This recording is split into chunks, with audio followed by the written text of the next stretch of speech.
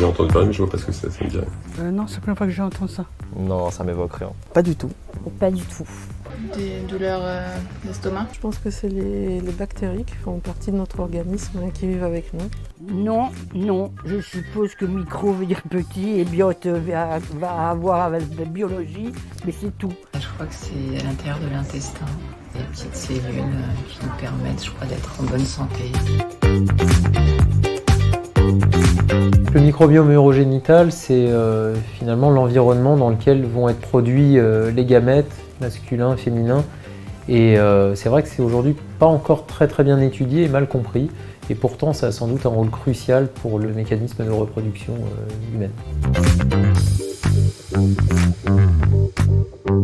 Depuis plus de 20 ans, je m'intéresse au microbiote génital, au microbiote féminin, au microbiote masculin. Et pour moi, c'est un sujet de recherche extraordinaire. Et puis surtout, c'est pouvoir donner une nouvelle chance aux femmes et aux hommes qui souffrent d'un certain nombre de pathologies grâce à ce microbiote. On en parle de plus en plus parce qu'en fait, les résultats de l'assistance médicale à la procréation aujourd'hui sont relativement faibles. On est à peine à 30-40% de couples qui viennent nous voir qui finissent avec un enfant, en dépit de techniques qui sont relativement pointues, mais malheureusement pas assez efficaces. Et c'est sans doute tout ça le reflet d'altération des gamètes, donc des ovocytes, des spermatozoïdes, qu'on va être amené à traiter au laboratoire, qui sont sans doute pas produits dans des environnements parfaits. Et donc on est à la recherche de tout ce qui va pouvoir améliorer nos résultats. Le microbiome est sans doute une piste intéressante parce que ce développement des spermatozoïdes, ce développement des ovocytes, on peut peut-être le rendre un peu plus qualitatif et donc améliorer au final nos résultats. Donc c'est une vraie piste de recherche.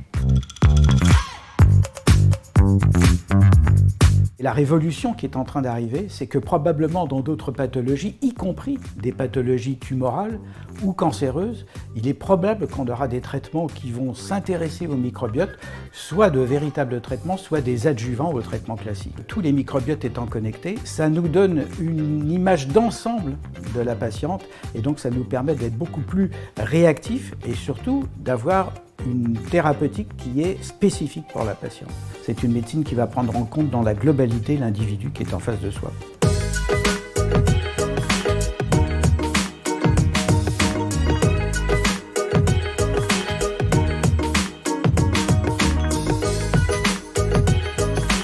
C'est vrai qu'on pourrait confondre, mais finalement, c'est peut-être pas aussi éloigné que ça, puisque AMUR, c'est l'Académie des microbiotes urogénitaux.